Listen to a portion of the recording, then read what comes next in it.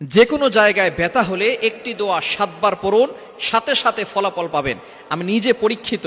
আমি যেখানে ব্যথা হয় এই দোয়াটা 7 বার পড়ে একটু হাতটাকে বুলিয়ে দিলে আল্লাহ পাক রব্বুল আলামিন ব্যথাটাকে ভালো করে দেন। আপনি একিনের সাথে আল্লাহর প্রতি বিশ্বাস থেকে যদি আমলটা করতে পারেন, আপনার ব্যথাও আল্লাহ কমিয়ে দিবেন। অনেক সময় আমাদের মাথা ব্যথা হয়, অনেক সময় হাতে ব্যথা হয়, অনেক সময় পায়ে ব্যথা হয়, কোমরে ব্যথা হয়।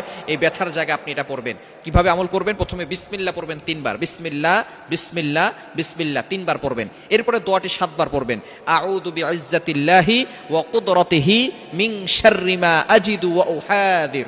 এই দোয়াটা 7 বার পড়ে আপনি হাতে ফু দিবেন। এরপরে যেখানে ব্যথা হচ্ছে সেখানে আপনি শাহাদাত আঙ্গুলটা নিয়ে সেখানে আপনি একটু মালিশ করে দিবেন। দেখবেন আপনার ব্যথা আল্লাহ পাক রব্বুল আলামিন দূর করে দিবেন। আল্লাহ পাক রব্বুল আলামিন আপনার জন্য সহজ করে দিবেন।